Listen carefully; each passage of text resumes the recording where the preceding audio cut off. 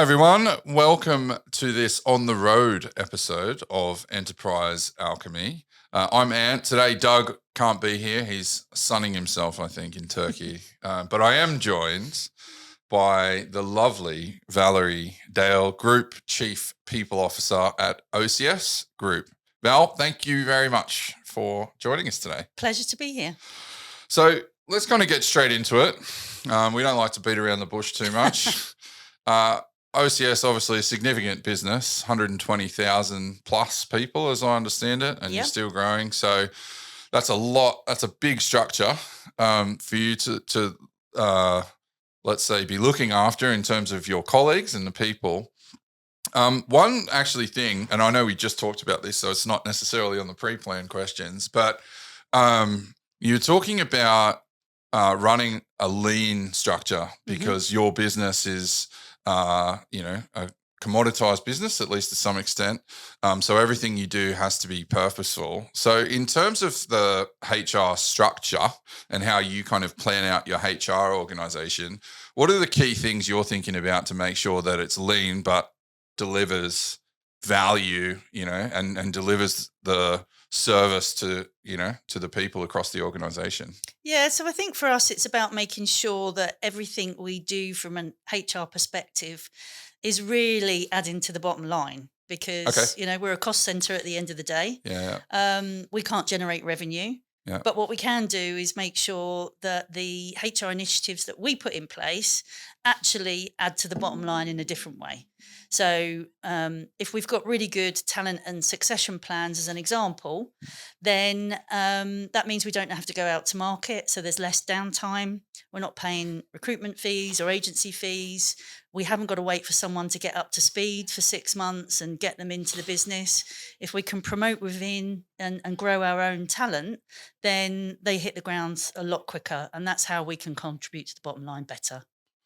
So right. Always about making decisions like that and making sure we're structured and support the business plan in that way.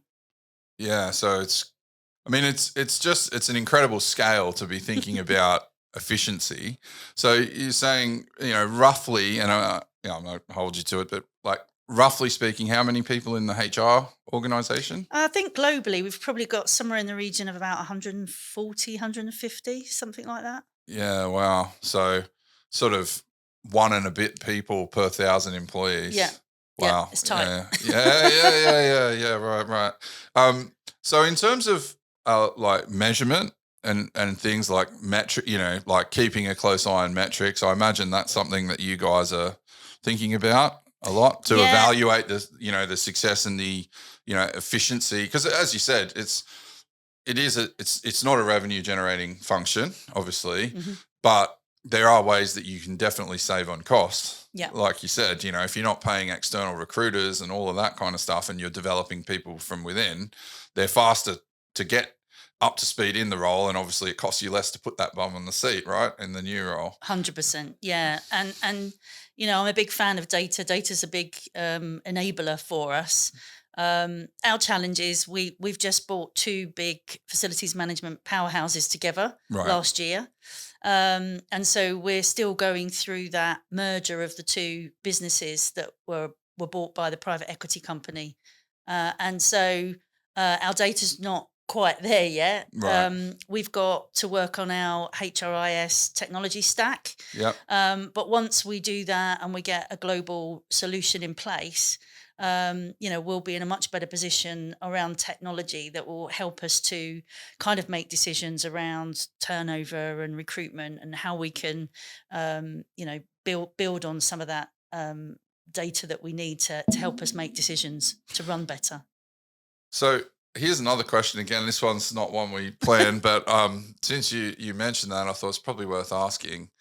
As you're bringing these 2 significant businesses together, what was some of the, from your perspectives, some of the key people challenges in making something like that work? Yeah, so when I first came in, I came in right at the beginning of the 2 organizations coming together, which was fabulous, right? That's the best time to come in at the end of the day. And quickly kind of getting up to speed on the 2 businesses, understanding those two businesses and thinking about the business strategy and where we're planning to go, I kind of looked at 5 pillars really. There were 5 kind of strategic HR pillars that we needed to work on and continue to work on. The first one is obviously around our culture and our values. So we've done some work on that. We've launched our new brand. We've launched our new True Values. They're called True Values. And that's because they stand for trust, respect, unity, and empowerment. Okay. So that's why they're called True Values. Yeah.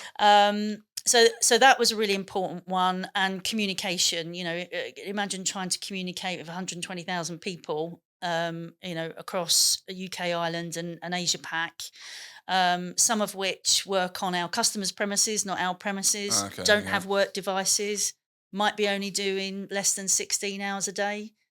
Because of benefits and things like that being impacted. Right. So communication is something we're really trying to work really hard on. So that was the first one. The second one was around talent management. So that's about, as I've already said, succession planning, developing our talent within. But not only that, we do need to bring talent in sometimes. When we bring that talent in, it's making sure that that talent has future stretch, future capacity. Okay. So we're not recruiting for the here and now. We're recruiting for hitting the mark. We've got very ambitious growth plans. And if we recruit for people that are comfortable in a role now in some of the sectors that we want to grow and develop quickly, then they're soon going to be, out of their depth. And so we're kind of recruiting ahead for the future as well. So right. The third one is around our HRIS and our systems and our getting global processes and systems in place. So that's quite a big one. We're kicking that off right now, actually, as we speak. We're going live on that one. The fourth one then was around diversity and inclusion, and equity, making sure we are very passionate about employability, about bringing people in from the communities that we work in, particularly from the communities that we work in, that have maybe some challenging, not have had the right opportunities of schooling and things like that. Yeah. Giving them an opportunity to start their career in an organisation that's, for us, there's lots of opportunity. Yeah. But also growing and develop that talent. So that kind of links back to the talent management. Yeah, sure. Pillar, because we want to make sure we develop everybody from different backgrounds as well, so that we're getting a nice, rich, diverse leadership and management team. And then the final pillar has been around kind of reward and recognition. So making sure we've got global grading systems in place, global structures, global rewards and recognition. And again, we've just launched our True Values recognition program. And that's done globally as well. So it's that those were the 5 kind of strategic pillars that we've been working on. Yeah, right. Yeah. So it just sounds like it's just a huge, just because of the sheer numbers, it's a huge thing to do. And like you said, the communication challenges means I'm sure you've had to be creative. Yeah. And probably it also just takes time, I imagine. And without a HRIS system in place across a lot of the countries we operate in, that makes that communication even more challenging. So, we're constantly, with the new HRIS program that's about to kick off, we're hoping that we'll be able to utilise that and constantly looking for opportunities to, keep that communication channel and dialogue open. Yeah. That makes a lot of sense to me. So it's just the good change management principles, looking at the systems, looking at your people, making sure they're coming along, you're building and growing that talent. You just have to, there's just big scale challenges. Yeah. And country and cultural challenges and language barriers as well. So, That's an interesting one. There's a question. I've got to stop feeding you questions. Yeah, I know, right? I will get on to these in a second. So I was actually talking to somebody about this the other day, and they're from a financial services business, huge and household name in the States, but they were saying they were training people in Costa Rica, right? And because they were outsourcing labor there. And one of the things they said is a lot of the people there didn't even understand, like, what's a credit card? Mm. What are credit agreements? Like, even these things that, they take for granted, let's say, if they were training people up in the States, that they realized that actually when we got there, there's a lot of these types of challenges, very fundamental that can't be overlooked. So what did you see some of the, as you're moving into other languages, other cultures, like besides just the kind of obvious language barrier, what were some of the challenges that you encountered? Yeah, it's some of the words that you might use that can mean something very different in another Right. language. So and sometimes the way the word is pronounced can make a difference as well. Yeah. And it can switch it quite dramatically. So we've rolled out our code of conduct training, and we had to go through quite extensive language translation and checks and checks and checks for that very reason, because one word means something very differently in another language and in another culture. So those are the kind of nuances you have to think about if you're trying to do something at a global level rather than a regional or a local level. Getting the language right, but getting the pronunciation right. Yeah. Okay. Is just as important as it's just making sure culturally it fits as well. Yeah, that's one of the things actually I found in was a guy I was talking to recently. And, I was obviously, we're close to Southeast Asia, and there's quite a few Mandarin Chinese speakers, and there's some words that it's like if you pronounce the inflection slightly differently, it's like it's quite insulting. Yeah. You sure you just said that? Yeah, and something quite simple. I mean, we've got something we call Chroma, which is it's all around the diversity, inclusion, and equity agenda. So it stands for creating harmony, respecting others, and making allies. And we want to use that, but we've realised that some of the symbols that you might use over here, a rainbow, for example, just is almost illegal in some of the countries we operate. So then you can't put a social media post up with a certain picture, and so those are the things that you have to kind of think about. Because there's just different legislation, there's different tolerances, there's different rules and regulations, and you try and do something globally, and then suddenly you realise that it's not going to be appropriate in a certain country. Yeah. I mean, I think that's something. It's an interesting point, isn't it? It's just like you scale up, and the more countries, more people. There's more challenges, right? Yeah. Just different challenges, because people, I think, would think, oh, well, you have all the resources in the world, but in fact, but we've also got. It sounds like there's a lot of other nuanced challenges that other people don't necessarily encounter unless they're in those markets. 100%. So it's not just what you say or how you say it; it's any kind of pictorial or any communication that goes around that as well, where you're using symbols or pictures or so it's what you say, how you say it, and what you see now. Yeah.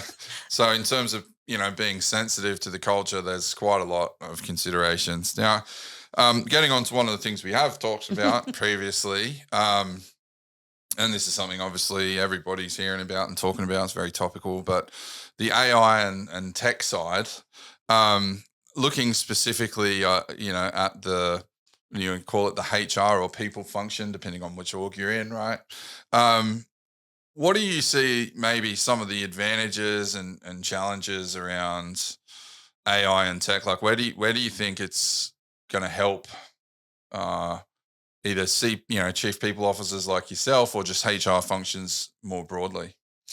Yeah, I think that a lot of people are quite scared of the AI kind of revolution the robots or are coming. Phenomenon that's coming down the track.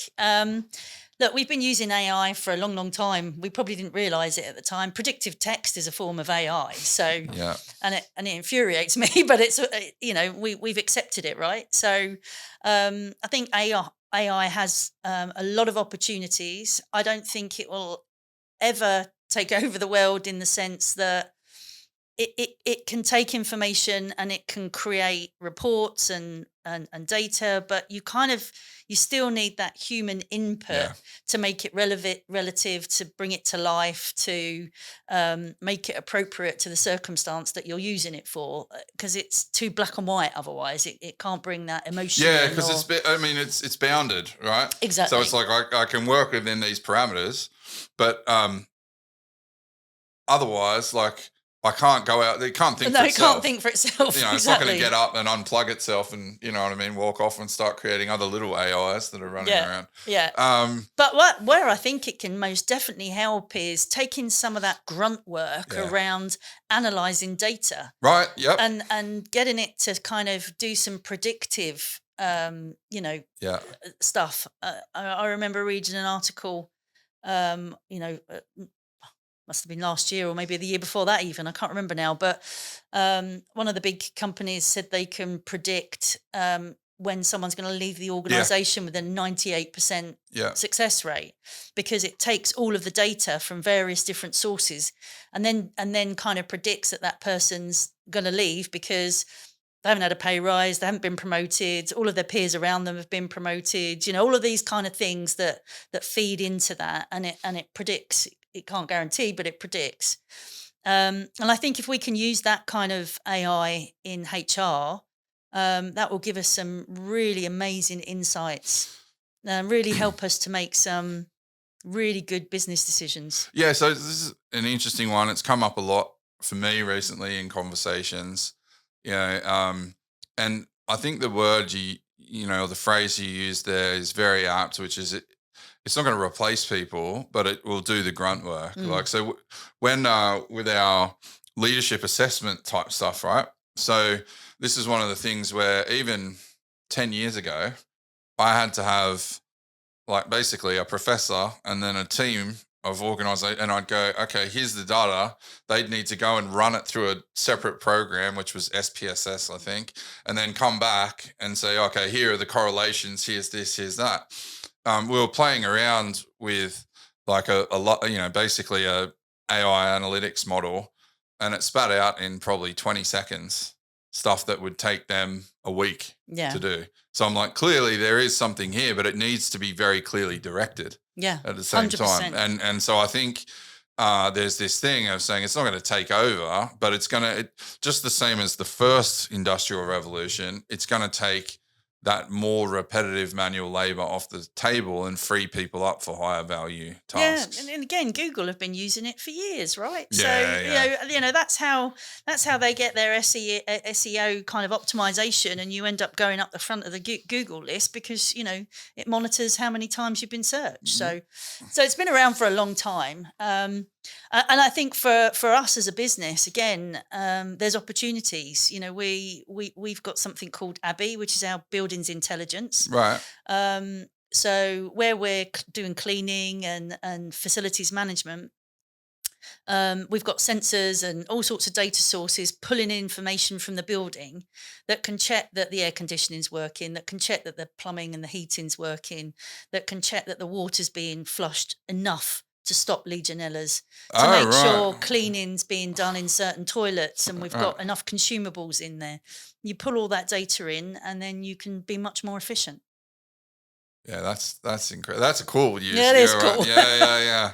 Because then it's you're taking the guesswork out of it. Not entirely. Nothing's going to be bulletproof, right? But it's like you said on the hiring things, and I've seen some of that tech, and I thought that's really cool. If you're drawing together, like you said, like how are people moving up in the organization? What does that peer group look like? What does their pay? What's even potentially absenteeism, etc. And start to say that a person who leaves has these characteristics, and then you can know what to monitor for, and start saying, well, these people fit this profile, therefore they're likely to leave. And so I think that's a great message in general, is that you shouldn't fear AI. I don't think it's going to, like one where I think it will have a big impact, which is like a subset of HR, is I think in the learning and development, more specifically in the like course creation and stuff like that, where I'm like, look, AI can do a lot of that lifting for you. So the time of an instructional designer who's just doing instructional design, I think that is the sort of thing that it's like, yeah, a lot of that can be automated. But the thing it can't do, when I was talking to a chief learning officer the other day, can't engage with the staff. Or if somebody's struggling with something, it can't go, "Hey, mate, are you all right?" Yeah, and it doesn't know what their learning styles or preferences are, right? So, and sometimes, as we know, with course content, you need to blend it. You can't just absolutely. You can't just chuck a load of PowerPoint slides at someone and think that they're going to learn. So. Yeah, exactly. Yeah, so I think that's a great message. It's going to be a helpful thing, not a hindrance, and it's not going to replace people. I don't think people should be fearful for their jobs. And I do say this a bit when I've spoken to other people about AI, but I don't think we're anywhere near close to, Skynet forming and the Terminator coming and, looking for John Connor and all of that kind of stuff. Like, so I'm glad about that. Right. One thing we've talked about previously, we're coming close here in the UK to a general election. We sure are. I tried not to. I mean, I read quite a bit on both sides of the aisle, just to try and get a feel, right, for how things are going. I suppose you're dealing at, a lot. You've got a lot of employees. That kind of stuff does impact your business, I would imagine. So in the more, let's say, commodity businesses, how do you see that government change potentially impacting you guys? Yeah, I mean, I know in particular we're referring to the UK, but any country that we operate in is going to have a government. That government's going to change, and it's the legislation changes that they bring in, or tax changes, that kind of fiscal change that they bring in, that really impacts us as a business, but our customers and our workforce in particular, our colleagues. So it looks like we're going to have a general election. I think the consensus is it will be around October time, but we'll see. It will be interesting for our business because it can have a really fundamental impact on our employees. We all know people are already struggling. Yeah.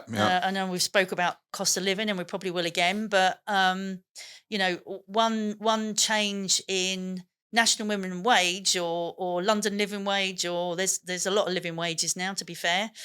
That helps the individuals, of course it does, but that has a knock-on effect on us as an organisation and our customers, and then our customers. Their customers, so it ends up going around in a bit of a circle, really. Yeah, right. So, but I guess that's what makes the world go round, right? Yeah, true. But that I think is an interesting. That whole cyclicality of things is not something I think people think about a lot. No. And something as you don't even really think about it, but it's like, okay, the people who are cleaning the toilets, cleaning the areas, looking after the facilities. And really for I'd imagine for a lot of these organizations, they're like, well, that's a cost of doing business because we need to operate out of that facility, whatever that looks like. So we need to keep it clean and we need to, all of that sort of stuff. But then, there's well, if you have to pay your people more, then who bears that cost? Exactly. Right? Do you guys bear it? You're already operating on very thin margins. And then, does some of it, probably, I'd imagine, a mix of you guys bear a little bit and see, okay, well, we need to pass some of this on depending on contractual conditions. Like you say, so then it comes probably back to higher prices for the consumer at the end of the day. Yeah, whereas I think, kind of the tax deductions, the tax NI deductions, those are the ones that I see really make a difference to our colleagues. Right. To people that are on the national minimum wage or London living wage, or those ones. It's how they can be more how they can see more in their bottom pay packet without affecting their payout at the end of the day. Yeah. Okay. So I mean, that's a good question, probably a nice little segue to the cost of living piece. I know, we're talking, in and around this. How have you sort of seen that play out over the time that you've been, with OCS? And I know we just talked a little bit about, one thing is obviously if you can give people the ability to deduct more things, it gives them more net pay from the gross pay. That doesn't necessarily, require you to increase the gross pay, which then has to be passed on. But for your colleagues, are you seeing, there is more of that cost of living pressure out there for them? Yeah, I think so. I think we're all seeing um, the things that we buy on a daily basis either increase in price or shrink in size. Or both. Not both. Yeah. Yeah. Yeah. So, a packet of crisps that used to be quite full is not looking quite so full anymore. So I think, I think people see that. I think we've become accustomed to expecting foods and goods and services all year round. Yeah, You know, yeah, even yeah. when they're out of season, Yeah. that puts a price on things and a quality on things. And I think we probably need to have a little bit of a reset if we could. Whether that would be possible or not, I don't know. Yeah. Well, it's I mean, this one's also for co-op because the co-op's around the corner from my house. Why is everything always £5? Things that were supposed to, it used to be 3. And the other one I found actually, I read this in an article like 2 days ago, and I thought this is hilarious because I suspected there was something going on. So I feel vindicated for this personally.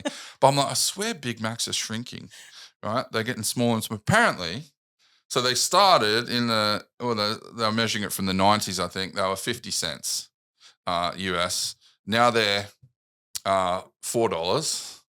And the size has actually decreased 40%. Yeah, I knew it. My husband calls it shrinkflation. Yeah. And the cheeseburgers, I'm Yeah. like, what is this? Because I thought, geez, I'm eating more. And obviously maybe that I am, but also at the same time, I swear it's getting smaller. So in terms of, for you as we kind of follow this thread a little bit, how does that impact for you guys, like how you see, I suppose, the labor market, availability of labor? Like, are you getting pushed and pulled a little bit on this and saying we have to find more efficient ways of doing things? Like, how does it affect you guys as a business in that sort of commodity environment where you're running on thin margins? Yeah.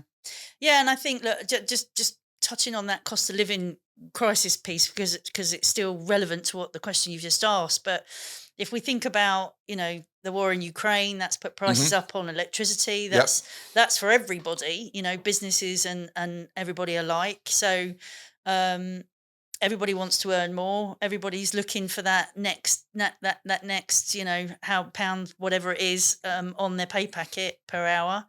And that gives us a real difficult challenge then to retain and keep our workforce, Right.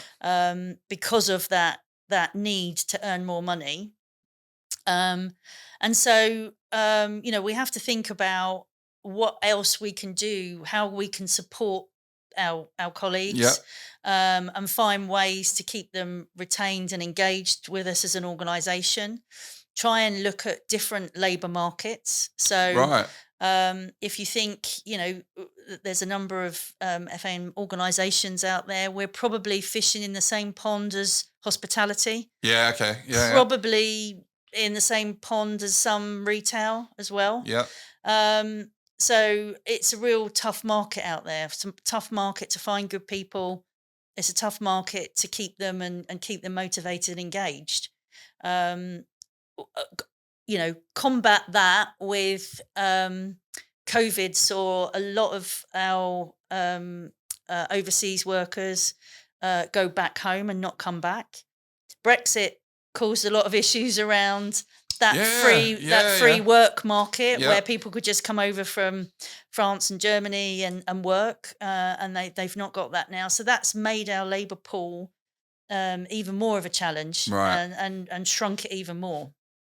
And then you've got the fact that we do have some illegal workers coming over now, and businesses are not doing the due diligence on the onboarding process, and therefore are being caught with, employing illegal migrants. So that's Right. another challenge Jeez. that this, the pool that we're operating in and we're recruiting from has to face. Yeah, so a mate of mine works in hospitality, and I remember after the Brexit issue, he was saying, "Look, we used to be able to get workers to, obviously who could come from, let's say, Eastern European countries, who are happy, with the wage and will work hard because there's opportunity, and whereas the lack of access." To those workers was a real challenge. Mm. Basically, that was kind of their strategy of saying, well, we'll bring people and develop them and that sort of thing from those countries. And it just almost overnight kind of dried up on them. And they were saying, And now we have to re strategize. and what's scary, because I'm part of a modern slavery forum, and what's scary is those people. I heard a story of someone that was in their 60s that was working over here that now couldn't stay here because obviously we'd Brexited, and was picked up by a slavery gang and passport taken off him, and he was then under their regime. Oh, God. Luckily, the employer found out and managed to sort it all out. Right. But that's the scary thing, that there are people that will take advantage of people that are disadvantaged Yeah, right. Vulnerable. and affected by that kind of situation. Right. Yeah. Yeah. That's, So it's, that's the challenge of the labour pool yeah. that we operate in at the moment. Right. So one more kind of expansion question then on that. Uh, and I know when we last spoke, we kind of touched on this a little bit, but are there strategies to kind of expand? Because I know, and I'm sure you know a whole lot more about this than I do. I've only read a few bits here and there, but um, the worklessness crisis or whatever in Britain, saying there's people who are of working age, but aren't working for reasons, sometimes very genuine reasons of disability or things of that nature. So are there ways that you're sort of trying to expand the address, I know, well, from a marketing space, like addressable market, but you know what I mean? Addressable labor market, I would say, like people who Yeah. you can bring in and help and develop them. Yeah, and that's one of the key areas that we are working on and looking at the moment. So we've got what we call an employability team, Right. and we have something called the OCS Foundation as well. So we raise money for an independent OCS Foundation charity, and one of the things that they implemented a couple of years ago was something called People into Work, and we've shared that with other organisations as well now. And that was all about how we can get people into work, into our jobs, if they've got learning disabilities, whether they're ex-military that have been Oh yeah. injured, Yep. people with disabilities, um, people with not just physical disabilities, but things like autism Yep. and stuff like Yep. that. Yep. So and it's about bringing them in and giving them their first chance in Yeah, in a that's role. awesome. Yeah. That's been running now, and we've got a number of case studies where that's been really successful, and we're hoping to expand that even further.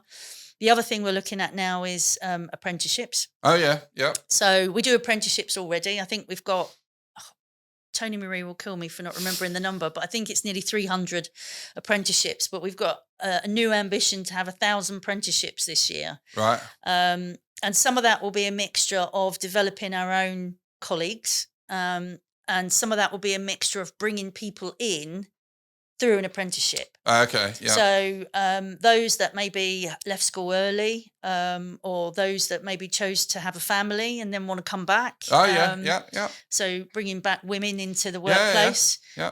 and giving them some qualifications. I mean, if you've been a mum working at home kind of for I don't know 10, 15 years, you've got some skills gaps. So using different apprenticeship schemes to give them an opportunity to come back in and learn again and not have to worry about that. And we're just giving a group of 5 people an opportunity to do a management apprenticeship. Oh, yeah. I think I can't remember if we spoke about that last time, but this is about giving people the opportunity that don't think university is for them. Okay. So they've either done GCSEs and gone on to college, or they've done sixth form or something like that. Enjoyed that, but thought enough's enough of being in the education system. Yeah. I want a job. I don't really know what to do yet. I haven't really quite got a specialism, which you need for a university, right? You need to specialise and get a master's in something. Yeah. And I think like that's a funny thing. Because I found this one is like, okay, at 18 years of age, you've left school, or how it is in Wales, you're 17 or 18, and you're expected to go to uni and specialise. Sort your career out for the rest of your life. Exactly what you wanted to do. And it's like, wow, that's a big call. Yeah, and then of course pay for the privilege of it, Oh, right? yeah. So, yeah. $3,000 a year or whatever it is, plus all of your rent and your housing and, your beer levy. Yeah.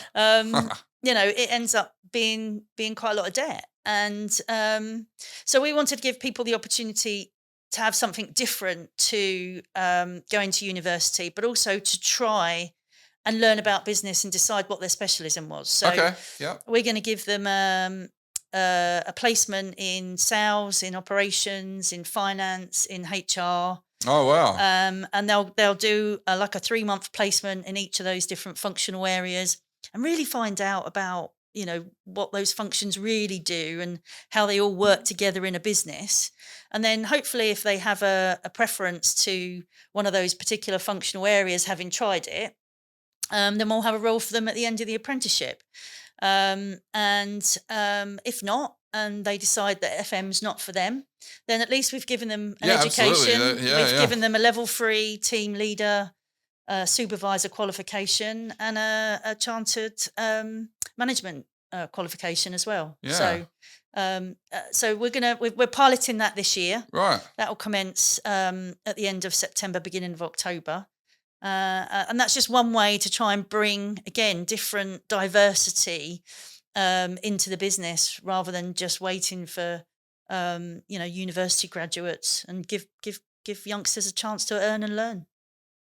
So for the guests out there, and wherever we go with the video content, if there's youngsters seeing this, how do they get in touch? To what do they do if they're looking, if they think, yeah, that sounds good to me? Yeah, well, like I said, we've got our pilot cohort for this year. Yeah. But we'll all being well, we'll be looking at doing it again next year. So the advert went out on the National Apprenticeship website. Right. So we'll continue to use that, because that's where a lot of youngsters go to look for apprenticeships. Right. So yeah, we'll let people know.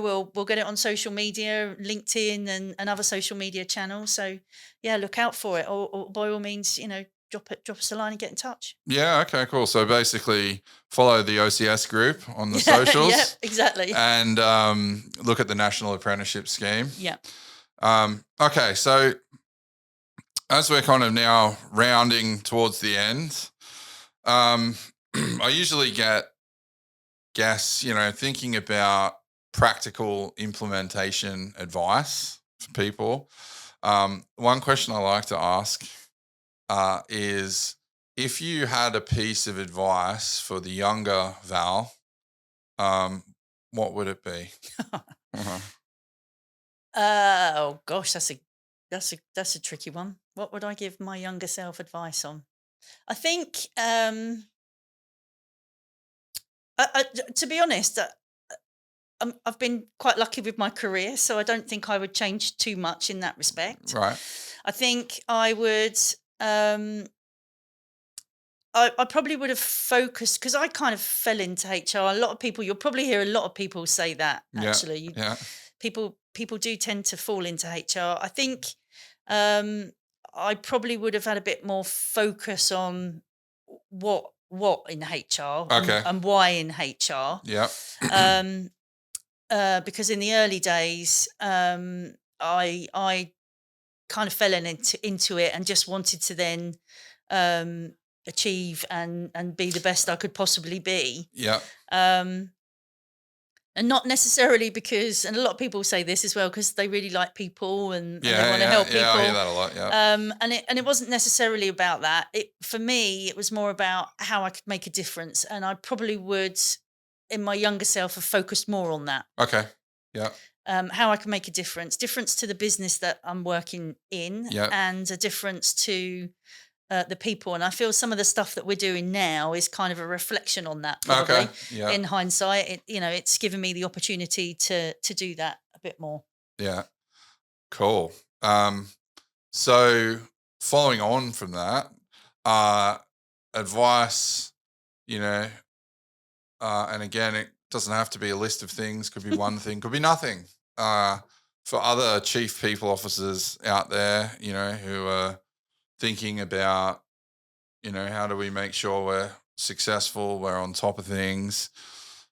Are there any bits of advice you'd like to share, or any insights you'd like to share for the chief people officer community? Yeah, I think connect. That's the biggest thing for me is connecting with and networking with either other CPO peers or even other CEOs, and just try and share as much information and connect, because I think we can't all solve some of these problems on our own. Some of the issues are too big. Yeah. Some of them we need to join forces collectively, and talk to people like politicians and other kind of industry authorities, so that they understand our people issues, and understand where we need their support.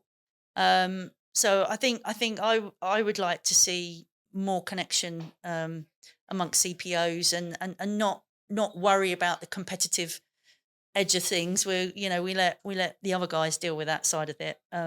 We've got, I think we've all got people challenges, and I think the more we can air those and share those, the more we can either see commonality and then work together on them, or support each other with things that we've done before.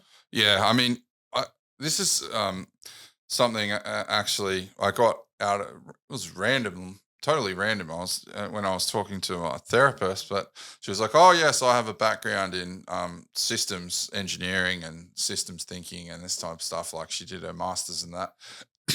Excuse me, and it was it's a completely random conversation, but she reminded me of something where she's, because I was saying, "Oh, some of these work challenges, things are stressing me out, and I don't know what the answer is."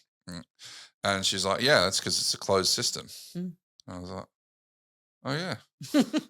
So why don't you just go talk to some people, and suddenly, you air that and have a chat with other people, and bam, there's new thinking, there's new ideas. They help you to reframe your perspective, because I think sometimes if you're the decision maker, it's kind of like, well, it's on you. Yeah. And you kind of like, oh, okay, but I don't know. And so sometimes you need those peers and others who can say, well, have you thought about this? And you go, actually, no, I didn't. Yeah. And it's not because it's not an admission of guilt or failure, or that it's just literally sometimes you need help to actually map the landscape properly before you actually consider the information in front of you. Because you could, your lens gets like this when really it should be like this. Yeah. And I think as you're working your way up your career, whether that's in HR or not, to be fair, when you're working your way up your career, you're more likely to have those conversations with peers and other people that are doing the similar role to you down the pub or wherever. The higher up you end up being, the more closed for some reason you end up behaving, which is not necessarily the right way. We well, especially in our profession. We always abide by strict confidentiality, Chatham House rules, that kind of stuff. So, it's quite natural for us to be able to have open conversations, but it's funny that we don't. So that would be my my golden nugget, I think. Yeah, that's awesome. Go out there, connect, meet people, and if, hey, by the way, you ever want to come on a podcast and discuss your thoughts and ideas or challenges, you know where I am. So Val, this has been absolutely fascinating, insightful chat. I'm super grateful that I know you super busy. There's lots of stuff you could be doing right now. So I'm appreciative that you came down here. You're welcome. Had a chat with us. I enjoyed it. Thank you. It was great. All right, guys. So that brings us to the end of this episode of Enterprise Alchemy. As always, I'm Ant. Today joined by the lovely Valerie Dale, Chief People Officer at OCS Group. Thank you very much, guys. I hope you enjoyed it, and we'll see you on the next one.